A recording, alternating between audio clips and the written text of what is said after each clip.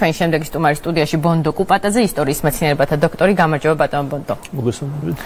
დღეს ქვეყნის ისტორიაში ალბათ ყველა თანხმდება, რომ ყველაზე მნიშვნელოვანი თარიღია. სწორედ 1918 წლიდან მინდა დავიწყოთ, როგორ განვითარდა მოვლენები და როგორ მოხდა ისე, რომ 3 წლის შემდეგ საქართველოს დამოუკიდებლობა საკმაოდ ხანგრძლივი პერიოდით დაკარგა. 1918 წლის 26 მაისი თანამედროვე საქართველოს დაბადების დღეა. ხანგრძლივი პერიოდის შემდეგ ფაქტობრივად იშვა სრულად ახალი ტიპის სახელმწიფო. რესპუბლიკა, რომელიც საპარლამენტო რესპუბლიკა, რომელიც დაფუძნებული იყო თანასწორობის პრინციპზე. ეს იყო სეკულარული სახელმწიფო, ეს იყო თანასწორობასთან ერთად ქონებრივად, უფლებრივად თანასწორი საზოგადოება და ყველა რეფორმა, ყველა მცდელობა ამ რეფორმისა მიდიოდა სწორედ ამ მიმართულებით, რომ თანასწორთა საზოგადოება აშენებულიყო და სწორედ ამ მიმართულებით არის საინტერესო ის გამოცდილება, ის ისტორიული მემკვიდრეობა, რომელიც პირველმა რესპუბლიკამ დაგვიტოვა. რა თქმა უნდა, პირველი რესპუბლიკის დაბადება დაკავშირებულია 1917 წლის რევოლუციას. რევოლუციამ ერთის მხრივ რუსეთის რევოლუციამ, რუსეთის იმპერიის დაშლამ და მეორეს მხრივ პირველი მსოფლიო ომის დასკვნით ფაზაში განვითარებულ მოვლენებმა, რაც განპირობებული იყო დიდი იმპერიების გრევით, დეკოლონიზაციის პირველი ტალღით, რამაც ახალი სახელმწიფოების დაბადებას შეუწყო ხელი. აი ეს ორი მომენტის თანხმდენა აღმოჩნდა ძალიან კარგი პირობა იმისთვის, რომ შექმნილიყო საქართველოს დემოკრატიული რესპუბლიკა. აუცილებლად უნდა აღნიშნოთ ის გარემოება, რომ თვითონ შიგნით რესურსი, ადამიანური რესურსი, როგორც პოლიტიკურ, ასევე სამხედრო სფეროში და ყველა მიმართულებით, კულტურის, ხელოვნების მიმართულებით გახდათ მზა იმისთვის, რომ მონაწილეობა მიიღო ახალი სახელმწიფოს მშენებლობაში. ხშირად ჩნდება ხოლმე კითხვა, აი რატომ იყო ამ 3 წელიწადში ასეთი წარმატებები, თუნდაც იგივე განათლების, კულტურის, ხელოვნების მიმართულებით, ხო, პირველი ქართული ოპერა, ქართული მუზეუმი, თბილისის სახელმწიფო უნივერსიტეტი და ამ შემდეგ. ანუ რა განაპირობებდა ამას? რა თქმა უნდა, ეს მხოლოდ ამ 3 წელიწადში კი არ მოხდა, არამედ დაახლოებით რამდენიმე ათეული წლის განმავლობაში მზადდებოდა გერონ ტიქიხუძის მშვენიერი ფრაზა შეგვიძლია გამოიყენოთ ამ შემთხვევაში. მზადდებოდა ის ეროვნული ენერგია, რომელმაც როგორც კი ამოხეთქა და საკუთარი გზა იპოვა, როგორც კი ამის შანსი გაჩნდა და ეს შანსი იყო სწორედ საკუთარი დამოუკიდებელი სახელმწიფოებრიობა. 1917 წლის თებერვალ-მარტის რევოლუციის შემდეგ რუსეთში ზოგადად წარიმართა ეს პროცესი. თავისუფლების კენისწრაფო და აბსოლუტურად ყველა ერი, ყველა სოციალური ჯგუფი და ზოგადად განწყობა იყო ისეთ და გარემო იყო ისეთ. საწყის ეტაპზე ამიერკავკასიის ერებს ჰქონდათ ერთიანი სახელმწიფო. 1917 წლის ნოემბრიდან ჩამოყალიბდა ამიერკავკასიის კომისარიატი და ფაქტობრივად ეს ერთიანობა გაგრძელდა დაახლოებით 6 თვე. მაგრამ ამ ერთიანობის შენარჩუნება შეუძლებელი გახდა იმის გამო, რომ საერთო ინტერესები, პირველ რიგში საგარეო პოლიტიკური ორიენტაციის კუთხით ეს საერთო ინტერესები არ იყო. ქართველებს, სომხებს და აზერბაიჯანელებს ჰქონდათ განსხვავებული პოლიტიკური ხედვა, მათ პოლიტიკურ ელიტებს ჰქონდათ განსხვავებული პოლიტიკური ხედვა და როგორც 1918 წლის აპრილ-მაისში შეიქმნა პოლიტიკური კრიზისი, ეს პირველ რიგში თურქეთთან ურთიერთობის კუთხით იყო ეს პოლიტიკური კრიზისი. ამ სახელმწიფომ ვეღარ გააგრძელა არსებობა, იმიტომ რომ აი წინააღმდეგობამ ფაქტობრივად განაპირობა ამ სახელმწიფოს დანგრევა. და ნიშანდობლივია, რომ აი ამ ამიერკავკასიის ფედერაციის დაშლის და საქართველოს დამოუკიდებლობის გამოცხადების საქმეში სწორედ ქართველი პოლიტიკოსები იყვნენ ინიციატორები და აუცილებლად უნდა აღნიშნოთ ის გარემოებაც, რომ საქართველოს დამოუკიდებლობის საქმეში ფაქტობრივად გადამწყვეტი როლი შეასრულა ასევე გერმანიის მხარდაჭერა. რომ არ ყოფილიყო გერმანიის მხარდაჭერა და გერმანიის გარანტია საქართველოს დამოუკიდებლობისათვის ძნელი სათქმელია, როგორ წარიმართებოდა პროცესები. ფაქტობრივად გერმანიამ როგორც თურქეთის მოკავშირემ ცალსახად გამოუცხადა ქართულ პოლიტიკურ ელიტას, რომ ის აუცილებლად დადგებოდა საქართველოს გვერდით.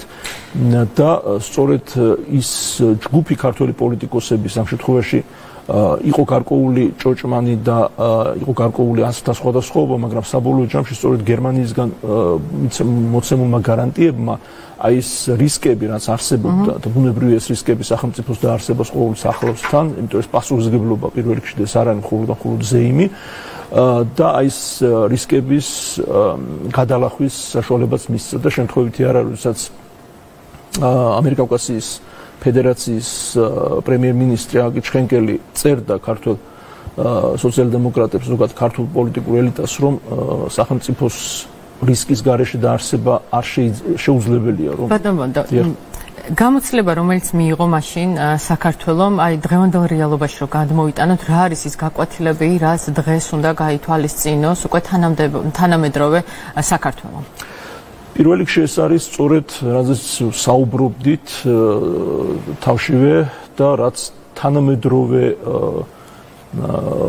თანამედროვე სახელმწიფო თანამედროვე საზოგადოების მოთხოვნების პირველი ამოცანა ეს არის რა თქმა უნდა თანასწორობის იდეა, მთელი საზოგადოების თანასწორობის იდეა და ის რაც 1918 წელს იყო აბსოლუტურად რევოლუციური და ის იმდროინდელი რესპუბლიკის პოლიტიკური ელიტა ზოგადად რესპუბლიკა იყო თავის დროს მან ბევრად გაუსწრო წინ და ბევრი ის იდეა დღესაც სხვა შორის ჯერ კიდევ მისაღწევი გვაქვს. მაგალითად ჩამოთვლი რამდენიმე მაგალითს, აი თუნდაც დავიწყოთ სეკულარული სახელმწიფოს იდეით, ხო?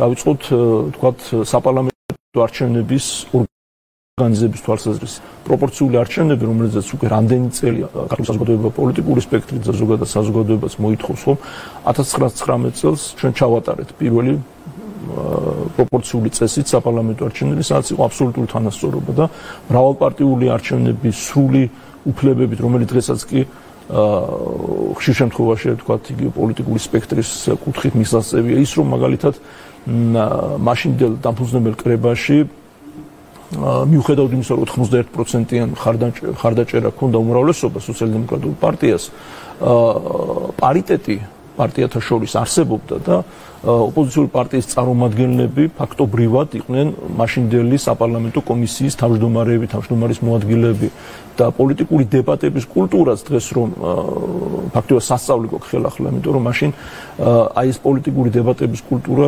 განპირობებული იყო იმით, რომ ამ პოლიტიკოსებს ჰქონდათ ძალიან დიდი გამოცდილება სწორედ პოლიტიკური ბრძოლის, პოლიტიკური თქვათ მოღვაწეობის და ისინი აფასებდნენ როგორც საკუთარ პოლიტიკურ ბექგრაუნდს, ასევე თავისი ოპონენტის პოლიტიკურ გამოცდილებას და ეს ურთიერთპატივისცემასაც განაპირობებდა ამ თვალსაზრისით. ასე რომ აი ეს საკითხები არის ხშირ შემთხვევაში ეს გამოცდილება პირველი რესპუბლიკისგან ნამდვილად სასესხებია და ძალიან ბევრი რამ შეიძლება ვისწავლოთ იმდროინდელი საზოგადოებრივი და პოლიტიკური ცხოვრებიდან.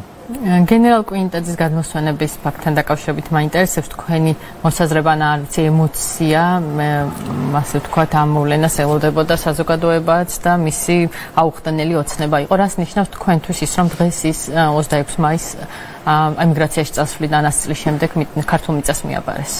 კი, 51 წელი გავიდა მისი გარდაცვალებიდან და ნამდვილად აი ჩემთვის პირადად მე გუშინ ხოლოდ ისე დატვირთული განრიგის გამო მხოლოდ გუში მოვახერხე სამბაში მისვლა და სიმბოლური იყო ისიც, რომ აი ქართველი ახალგაზრდები, ახალგაზრდა ოფიცრები, მომავალი ოფიცრები, სწორად კადეტები და იმ დროს სწორედ ეს ცერემონიალი ტარდებოდა და ძალიან ისე ჩთამბეშტავი იყო ეს ყველაფერი და ძალიან მართლა ემოციური დატვირთვა ჰქონდა ამას. გიორგი კვინტაძე განსაკუთრებული პერსონაა საქართველოს უახლეს ისტორიაში, ეს იყო ჭეშმარიტად გენერალი, საქართველოს გენერალი, რომელმაც საქართველოს თავისუფლებისთვის, საქართველოს ტერიტორიული მთლიანობისთვის არაერთი ბრძოლა აწარმოა, იყო გამარჯვებული გენერალი, რა თქმა უნდა დაუმარცხებელი გენერალი არ არსებობს და მესმის რომ თქვათ იგივე ბოლო უკანასკნელი ბრძოლაც მის 18 წლის 1921 წლის თებერვალში როდესაც ის იყო თავარსარდალი და ეს იყო უთანასწორო ბრძოლა, მაგრამ აი ამ უთანასწორო ომშიც ფაქტობრივად მან თავისი გმირობა და თავისი სამხედრო სახელი დატოვა.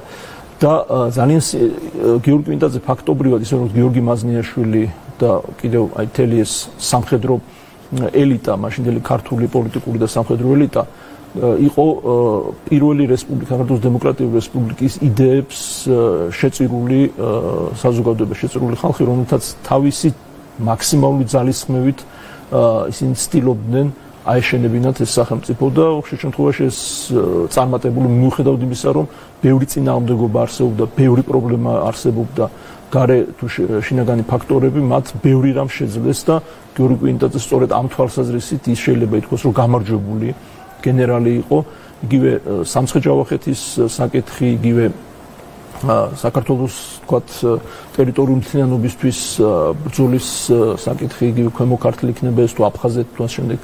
მან ძალიან ბევრი ბრძოლა მოიგო საქართველოსთვის და ის შეიძლება ითქვას, რომ საქართველოს თავისუფლებისთვის ბრძოლის სიმბოლოა. ამ თვალსაზრისით, როდესაც ის თავისი იდეური თანამებრძოლის ქაქუცა ჩოლოყაშვილის გვერდით პოვებს სამუდამო განსასვენებლებს მთაწმინდის პანთეონში.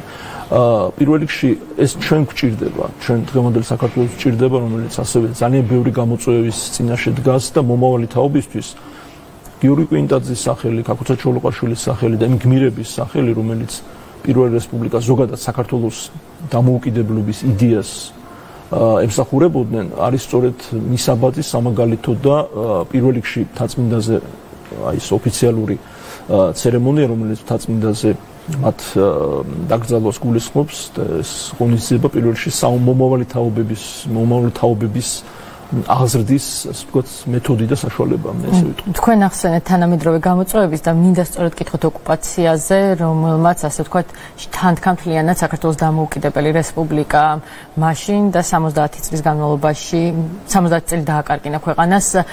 დღეს რამდენად მნიშვნელოვანია, რომ ეს გამოწვევა სწორად იყოს აღქმული და პასუხგაცემული საქართველოს მხრიდან. რა თქმა უნდა, რაც თავშივე აღნიშნეს, სწორედ აი ეს გამოცდილება, რომელიც დემოკრატიული რესპუბლიკის ისტორიიდან მოდის, იგივე ის ურთიერთობები, მაშინაც იყო მცდელობა, გამუდმებული მცდელობა საერთაშორისო მხარდაჭერის მოპოვებისა. საქართველოს პატარა ქვეყანა და ეს ზოგადად პატარა ქვეყნებისთვის არის თავარი გამოწვევა, რომ პატარა ქვეყანა ყოველთვის უნდა ეცადოს ძლიერი მფარველი, ძლიერი მხარდაჭერის პოვნა და მასზე დაყრდნობით სწორედ ამ გამოწვევებთან გამკლავება. მაშინ იყო ეს, მაშინ სხვა ტიპის სოფლიო წესრიგი იყო. მაშინ ქონდა საქართველოს მცდელობა ერთა ლიგაში გაერთიანების, ქონდა მცდელობა და გარკვეული პერიოდი ჯერ გერმანიის და შემდეგ დიდი ბრიტანეთის მფარველობით სარგებლობა, მანდატორი ქვეყნები იყვნენ. და შემდგომში სწორედ იმის გამო, რომ ეს საერთაშორისო მხარდაჭერა ფაქტობრივად ჯერ შესუსტდა და შემდეგ საერთოდ შეწყდა, ეს იყო მთავარი მიზეზი, რის გამოც საქართველოს დამოუკიდებლობა დაკარგა. პარალელი ახლა ალბათ ნატოში გაწევრიანება. კი, რა თქმა უნდა, ამიტომ რუსეთთან, რა თქმა უნდა, უთანასწორო იყო ის 1921 წლის თებერვალ-მარტის ომი იყო აბსოლუტურად უთანასწორო. და მიუხედავად ამისა, საქართველოს შეძლო 5 კვირის განმავლობაში წინააღმდეგობა გაუწია ბევრად უფრო ძლიერ მტერს. ამიტომ დღესაც აი სწორედ ეს არის მთავარი პირობა დღევანდელ მოცემულობაში, რომ საქართველოს უნდა შეძლოს და უნდა შეინარჩუნოს ის ხარდაჭერა, ის მფარველობა თუ გნებავთ, ის ურთიერთობა, რომელიც ცივილიზებული სოფლიოსთან და რა თქმა უნდა პირველ რიგში დასავლურ სტრუქტურებთან გააჩნია, რომ ის საფრთხეები და ის რეალურად ჩვენს გარშემო არსებობს პირველ რიგში რა თქმა უნდა რუსეთის სახით და ასე ყველა სხვა საფრთხე, რომელიც არსებობს საქართველოს დამოუკიდებლობის წინაშე, სწორედ ჩვენი მეგობრებისა და პარტნიორების ხარდაჭერით უნდა იქნას დაძლეული. დიდი მადლობა ბანდაო ბონდო, რომ იყავით ჩვენი სტუმარი, ეს იყო ბონდო კუპატაძე. მე კი გემშვიდობებით ხვალამდე, ასეთი იყო დღის კურიერი ნახვამდის.